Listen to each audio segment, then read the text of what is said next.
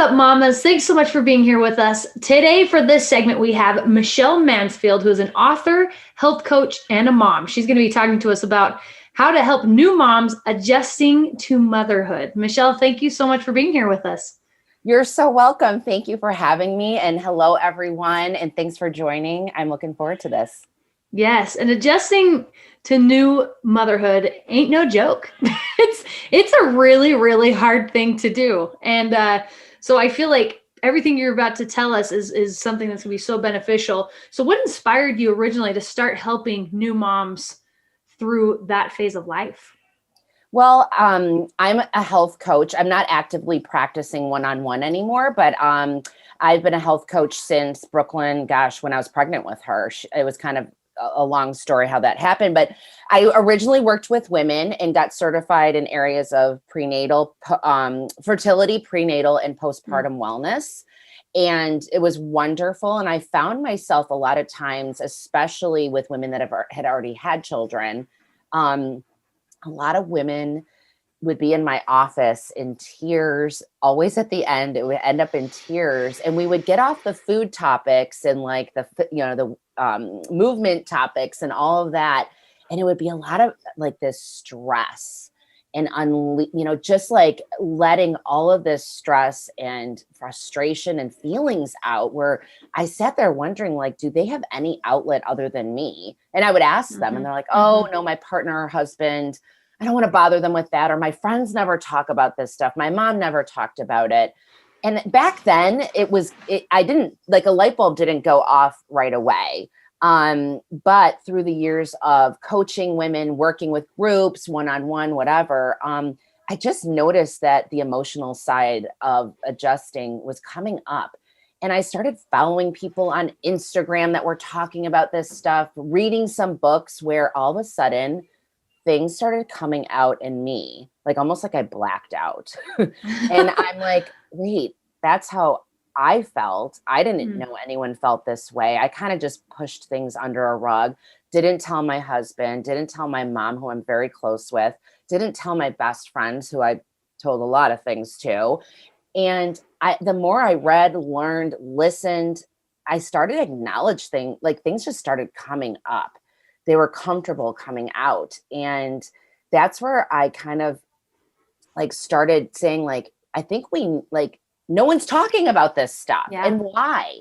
And I even go back, I was going through old postcards. Like I'm a little old school sometimes with marketing, and I would make for local events, I would make really cool postcards and give them out at other events and things for like talks that I would do.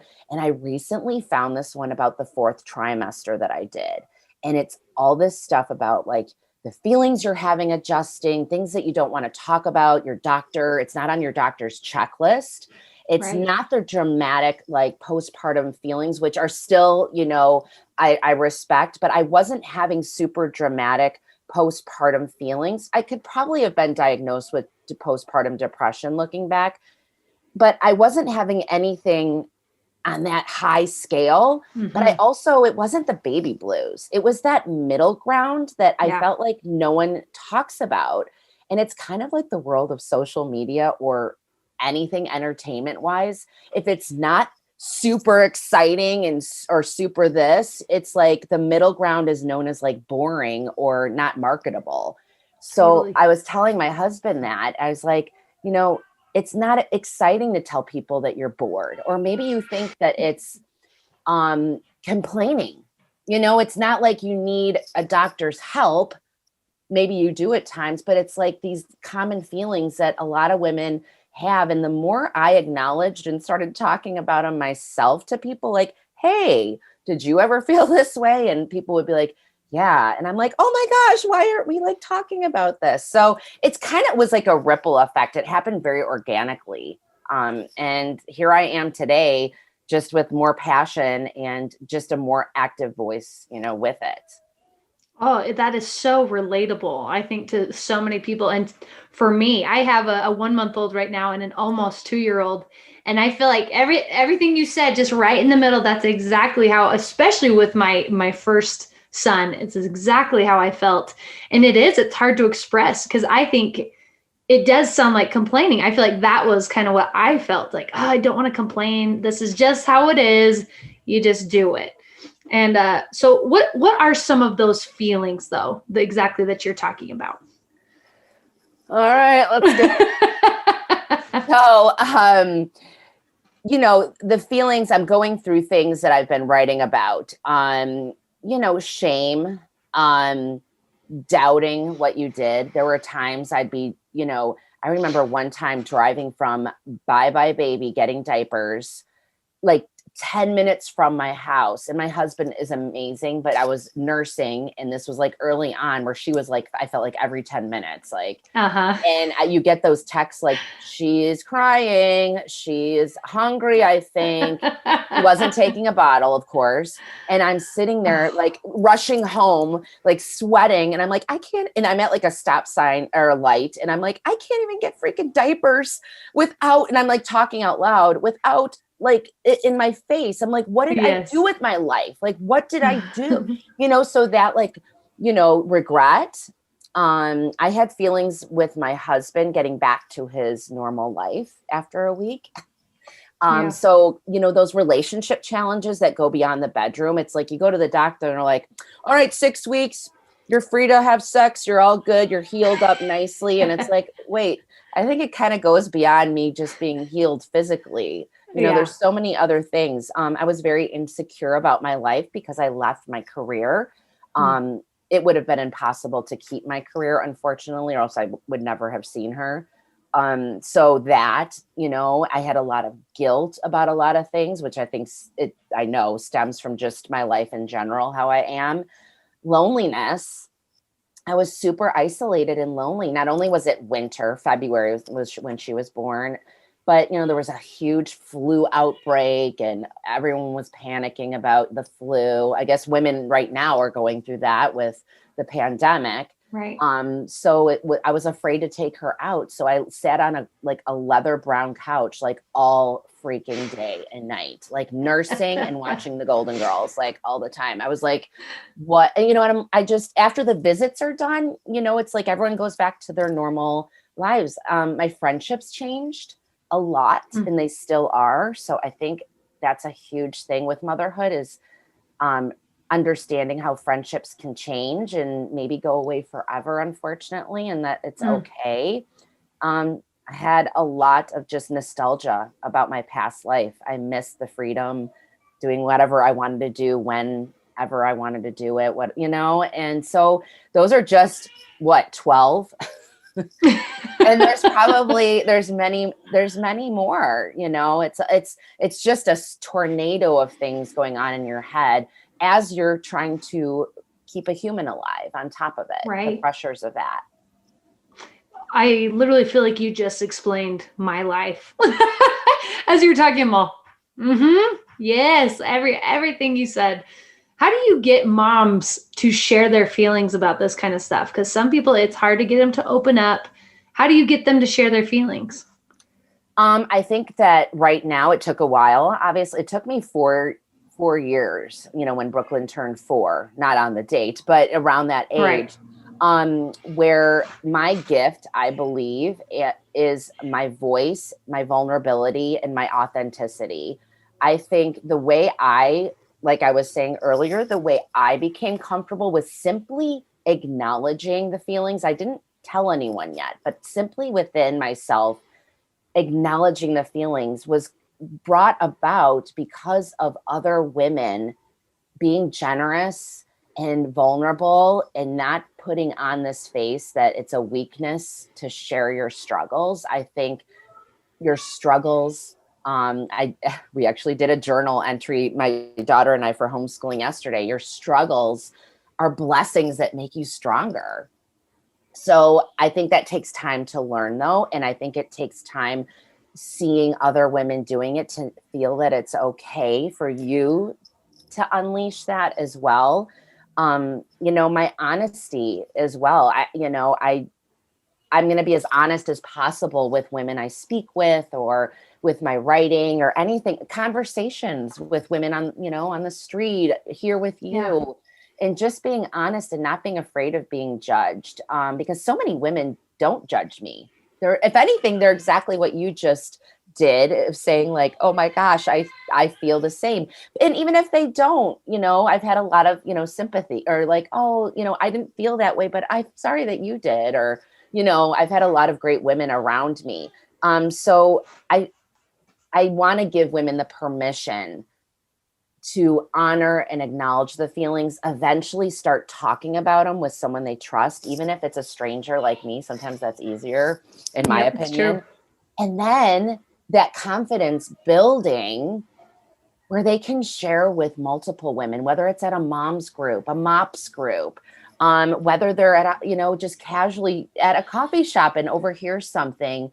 And then that ripple effect, like what happened with me, continues, and we normalize these feelings. You mentioned the impact of good women around you and in your life.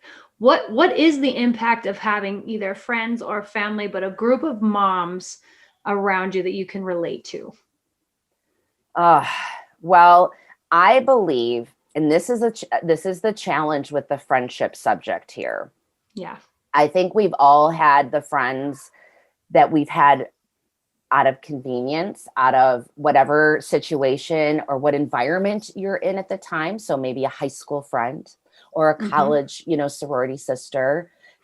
Friendships that have been enclosed within walls of something. And they've been convenient friends because maybe it's your roommate, your first roommate when you graduate from school and you live together. But when life gets complicated and you kind of separate and start creating your families, or, you know, whatever you start doing on your own, how do you still like stay together? Do these friendships last? And do these friendships fulfill you in the ways that they did? Or have you changed as Right. well, with motherhood? Because I mean, I don't know. I would love to talk to the woman who hasn't changed because of motherhood, even in the Mm-hmm. slightest bit. But my challenge is with my, you know, friendships around me and having to let go of some, is it's just, I feel like I'm doing more work than I've ever done with any relationship, whether I'm the one always putting in the effort, or I'm the one making plans, or they're not calling me, we're not, or just sometimes it's too hard and it's different. And sometimes you can't even explain when a relationship changes. It's just maybe a lull in the relationship. Maybe you have a friend that has older children and they're jetting off to soccer games and all this, and they're so busy, and you're not there yet. You've got a newborn, you're just in a different world, and you're not connecting. But Mm-hmm. maybe someday you will again, and you'll know when that, you know, time is right. But I believe that when we honor our self-worth and we heal from within, and that the pillars are seriously like acknowledging these feelings, talking about them, and growing, and with these pillars guiding to that self-worth, you're going to attract the right people. Mm. And when you talk and you're authentic and you're vulnerable, that vulnerability is so huge. Nothing's worse than like, you know, you're with someone and you're talking about all this stuff, you're in the thick of this and that, and they're like, well, I just never experienced that. And you're like, okay, well, even if you haven't, could you just like not make me feel like, you know, I'm I don't know, crazy. like I'm crazy, or like, oh, well, that's never happened to me. And, you know, how are you, you know, and some people I understand. And I don't, I have people in my life that I've had to kind of just put on the wayside that don't feel comfortable being vulnerable. And and therefore, for some reason, I'm just not connecting with them. Probably because I'm being overly vulnerable. Maybe they're having a hard time with that.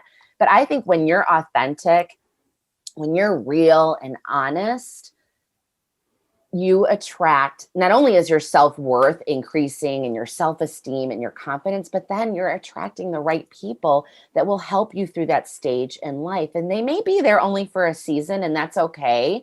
But you'll have some good ones that'll stick around through all of those seasons. And you got to trust that mommy gut instinct. I don't know about you, Lauren, but like when I meet someone now, and I don't know if this comes with age or with clarity, I get this like click. and it's almost immediate. Hmm. When they start talking and you're talking, and within like 5 minutes, you're like, nice, but I'm not feeling it.